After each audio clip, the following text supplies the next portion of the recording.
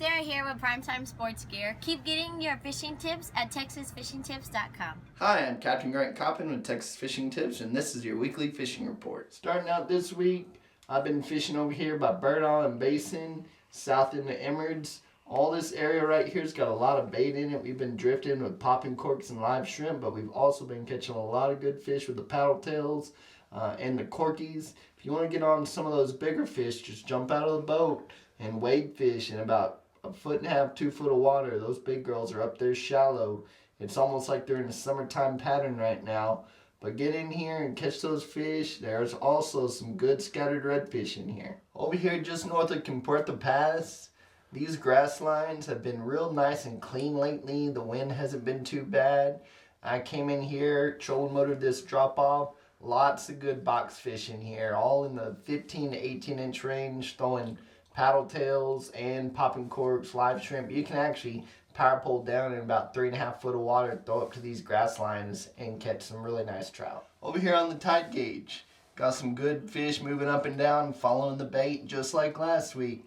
Get on the tide gauge, look for mullet. I'll run down the tide gauge till I see a couple of mullet flick, then I'll trolling motor in, get up in about 1.5 foot of water, put the power pole down. I'll either fish with lures or I'll jump out of the boat and just walk down that tide gauge. You're catching some really nice 23 to 25 inch. Every now and then you get a big girl in there about 26, 27, 28 inches. Over here on the south end of the meadows, we've got a lot of bait up here on this flat right now. A lot of mullet in here. I saw some good fish, good redfish in here.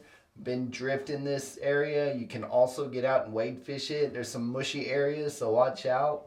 But getting about a little above knee-deep water, that's where the fish have been holding, in the cloudy, milky green water. There's a lot of good clean water in here. No fish in it. They're in that cloudy green water. So just drift through here with popping corks or just jump out of the boat and throw some paddle tails. Over here right at the mouth of the land cut, this area is always really good this time of year.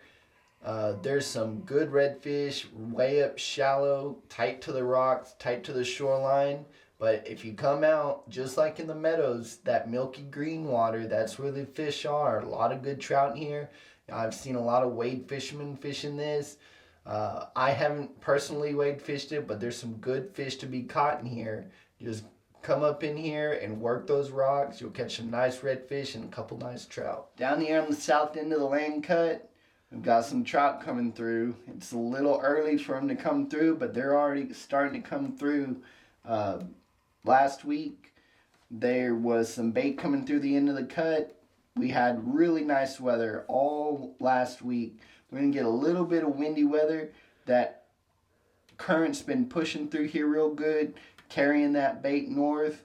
Just past El Toro, there's been some really good fish to be caught. Even coming back into El Toro, you can catch some good fish. Trout and reds both. If you anchor up on that west side with some shrimp, you'll catch plenty of black drum and sheephead. But there's some real nice trout to be caught on the south end of the cut right now. I'm Captain Coppin. Thanks for watching.